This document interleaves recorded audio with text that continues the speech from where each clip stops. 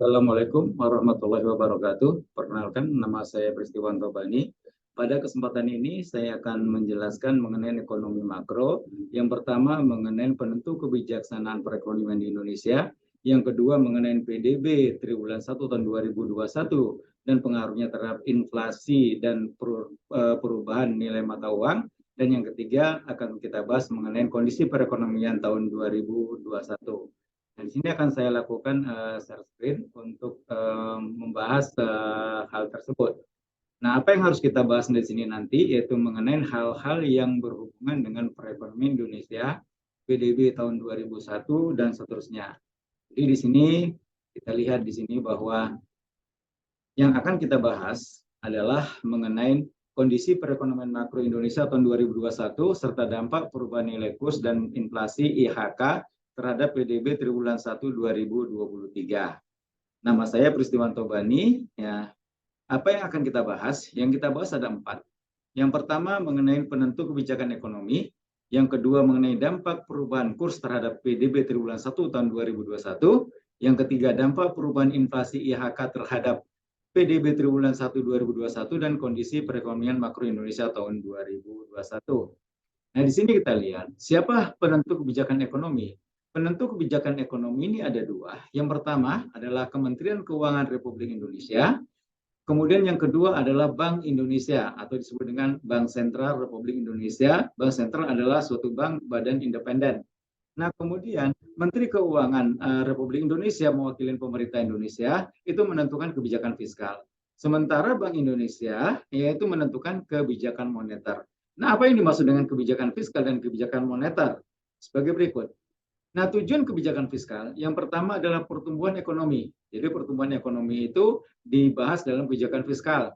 Kemudian membahas mengenai kekayaan, kemudian kesejahteraan sosial atau social welfare. Nah, rasionalisasi kebijakan fiskal, stabilitas nasional, alokasi sumber daya, pemerataan distribusi.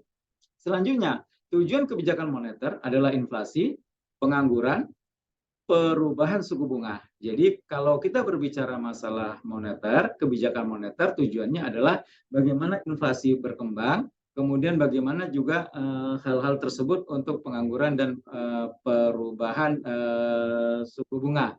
Jadi kita lihat di sini bahwa pembahasan mengenai perubahan moneter itu akan kita bahas dalam hal yang selanjutnya. Kebijakan-kebijakan itu apa aja? Kemudian yang kedua, apa yang dimaksud dengan perbedaan kebijakan fiskal dan moneter?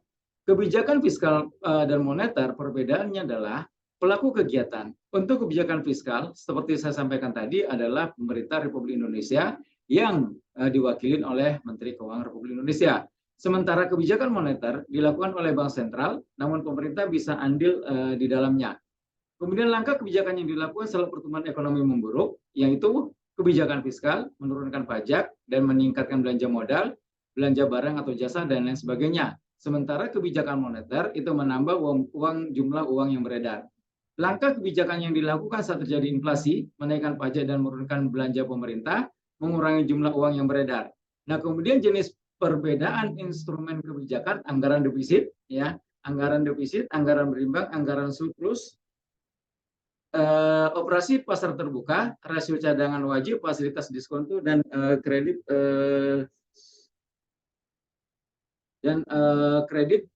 selektif. Nah, selanjutnya, bagaimana dampak inflasi terhadap PDB?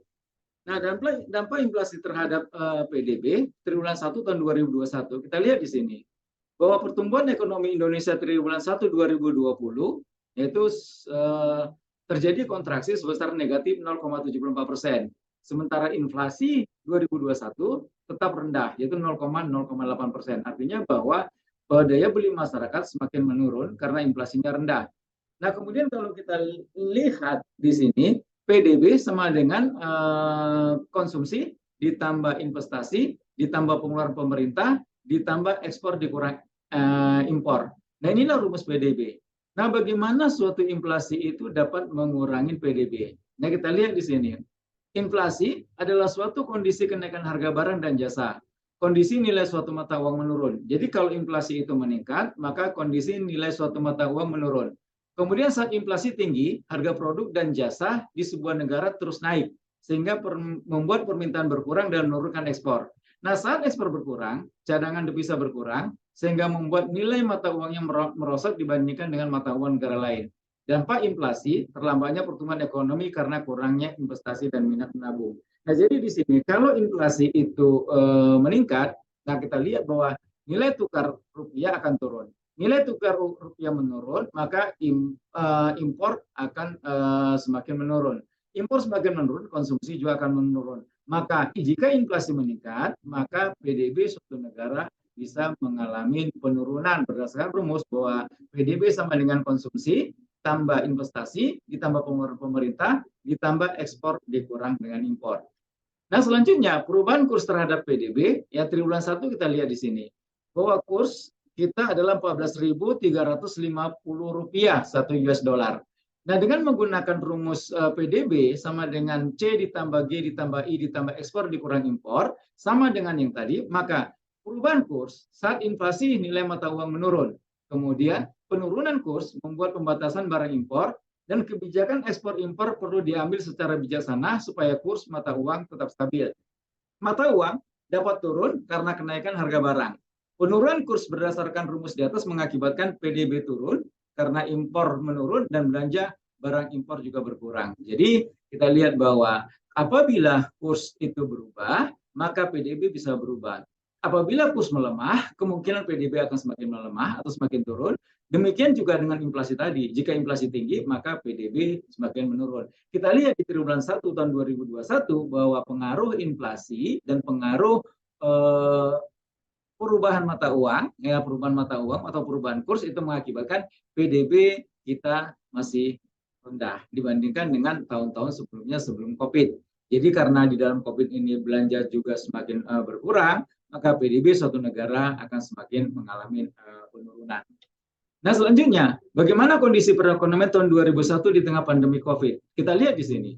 Dari tahun 2015 sampai dengan tahun 2001 pada saat COVID, maka pertumbuhan PDB dari 2015 sampai dengan 2001, 2015 4,8, 2016 5,0, 2017 5, 2017 2018 5,17, 2019 5,02.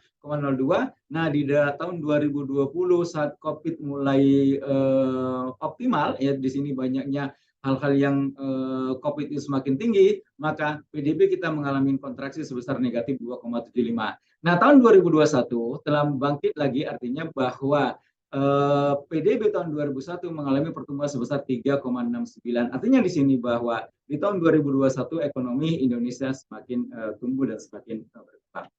Selanjutnya, bagaimana ke ekonomi makro Indonesia tahun 2001? Kita lihat postur makroekonomi tahun 2001, pertumbuhan ekonomi 4,5 sampai dengan 5%, inflasi perkirakan 2 sampai 4,0%, tingkat suku bunga itu 6,7 sampai dengan 9,56%, dan pertukaran dolar ya 14.900 sampai dengan 15.300 per dolar AS, harga minyak 40 sampai 50 dolar AS per barel, dan lifting minyak itu 677 sampai dengan 737.000 per barel, dan listing gas bumi 1,1 juta sampai dengan 1,17 juta. Nah, ini kondisi ekonomi Indonesia tahun 2021. Artinya di sini bahwa perekonomian Indonesia tahun 2021 bangkit dari tahun 2020 yang mengalami kontraksi, sementara ekonomi kita tahun 2021 tumbuh sebesar 3, sekian persen. Jadi pertumbuhan diperkirakan 4,5 sampai dengan 5,5.